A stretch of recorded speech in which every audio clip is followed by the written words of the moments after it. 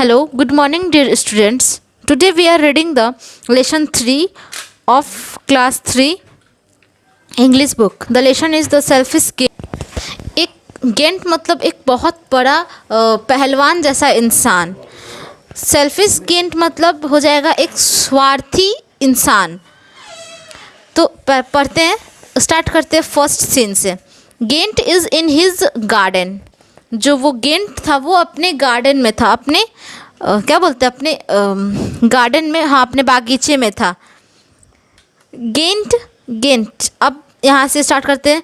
Giant बोलता है, my garden has so many flowers, oh listen how sweetly the birds are singing. Giant जो है वो बोलता है कि जो मेरा गार्डन है उसमें बहुत सारे, जो मेरा बागीचा है उसमें बहुत सारे फ्लावर्स है, बहुत सारे फूल्स हैं. Oh listen how sweetly the birds are singing. और इसमें जो यहाँ पे जो चिड़िया हैं वो कितना सुंदर, कितना मधुर गाती हैं. सुनो कितना सुंदर और कितना मधुर गाती हैं यहाँ पे जो चिड़िया हैं. अब इसके बाद आता है child. First child पिप्स into the garden.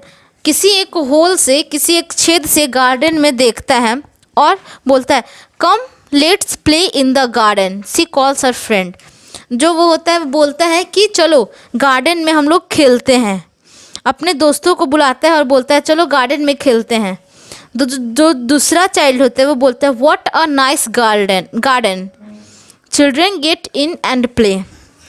जो दूसरा लड़का होता है, बच्चा होता है, वो बोलता है कि वाओ गार्डन कितना अच्छा है, कितना सुंदर बागीचा है. और वो जो बच्चे होते हैं वहाँ पे खेलने और जो थर्ड बच्चा होता है वो गाने लगता है, ring a roses pocket full of posies. तो ये खेल है. जो तीसरा बच्चा होता है वो गाने लगता है गाना. तो फिर जो गेंट होता है वो, दिस इज़ माई गार्डन, वो बोलता है ये मेरा बागीचा है. गो अवे यहाँ से जाओ, ये मेरा बागीचा है. उन बच्चों को भगाते हुए बोलता है कि तुम लोग यहाँ से जाओ, ये मेरा बागीचा है. वो बच्चों पे चिल्लाता है और जो बच्चे होते हैं वो डर के मारे वहाँ से भाग जाते हैं. फिर giant, I will make a strong wall around my garden so that no one can enter it. तो जो बच्चे, मतलब कि जो गेंट है, जो वो पहलवान जैसा आदमी है, वो बोलता है, सोचता है कि मैं अपने बागीचे के चारों तरफ दीवार घेरवा दूंगा. एक स्ट्रॉन्ग मतलब एक मजबूत दीवार बनवा दूंगा ताकि जिससे कोई भी इस गार्डन में ना आ सके. फिर जो वो आदमी होता है वो एक दीवार बनवा देता है. Children come and see the wall. और फिर जो बच्चे होते हैं वो आते हैं और देखते हैं कि दीवार बन गया है. तो जो दूसरा बच्चा होता है वो बोलता है, वी कांट गो इन. अब हम इस गार्डन में नहीं जा सकते. There is a wall around the garden. यहाँ पर एक गार्डन के चारों तरफ दीवार बन गया है, इसकी वजह से हम अब गार्डन में नहीं जा सकते हैं. तो जो फर्स्ट चिल्ड्रन होता है वो बोलता है, we can't play in the garden any more, they go away. फिर जो फर्स्ट बच्चा होता है वो बोलता है कि क्या तो हम अब हम कभी भी इस गार्डन में नहीं खेल सकते हैं. फिर वो सारे बच्चे वहाँ से चले जाते हैं. फिर अब आता है scene 2. It is winter, flowers and leaves fall, no birds are singing in the garden.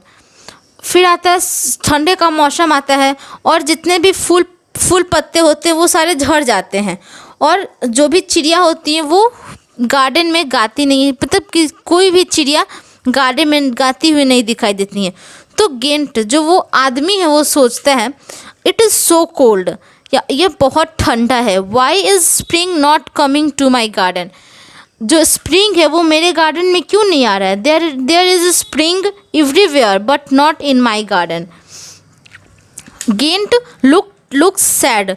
जो वो आदमी होता है वो उदास होकर देखता है कि जो स्प्रिंग है वो उसके चारों बगल है, लेकिन सिर्फ उसके गार्डन में ही नहीं है. फिर तीसरा सीन, चिल्ड्रन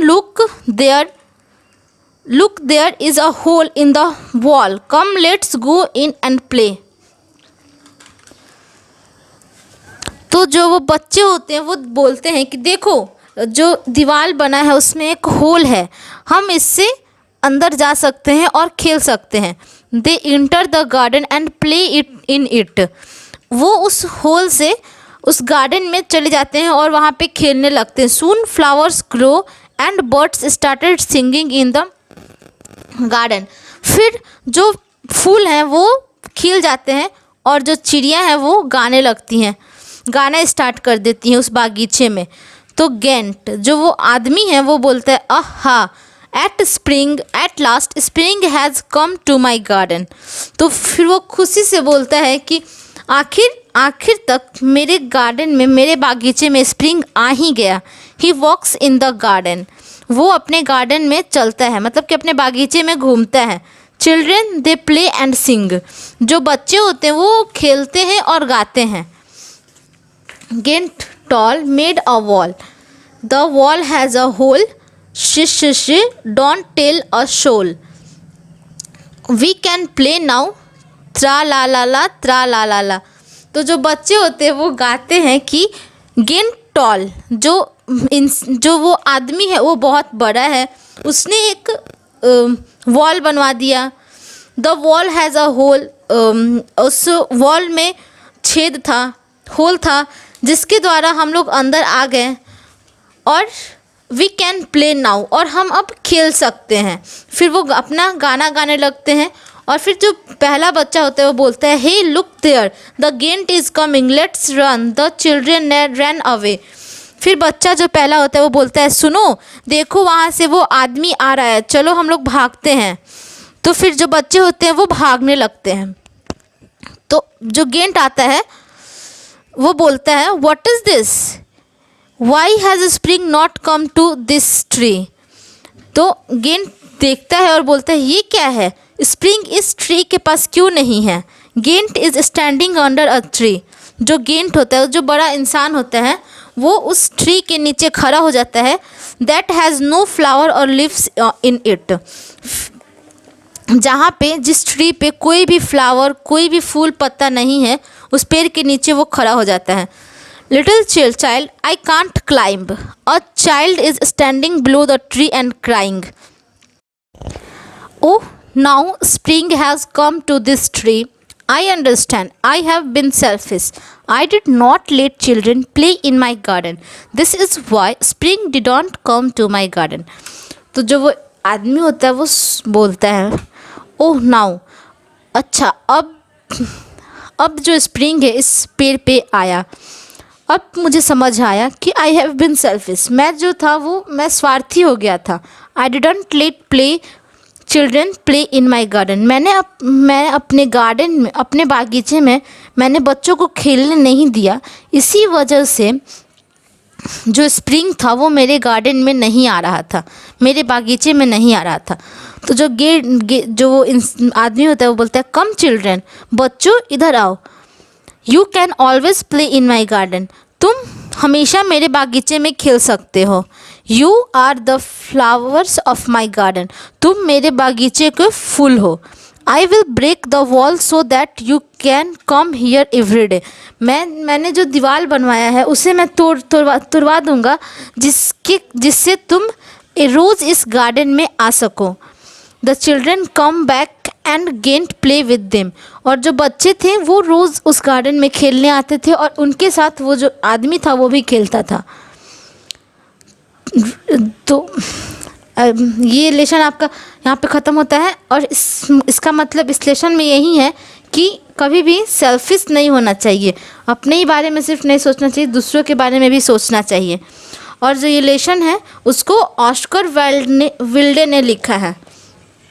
और इसके बाद आपको इसमें जो भी हार्ड वर्ड्स हैं वो आप लोग लिख लीजिएगा अपने कॉपी पे। अब नेक्स्ट वीडियो में मैं इसका आपको एक्सरसाइज बताऊंगी। Okay, thank you.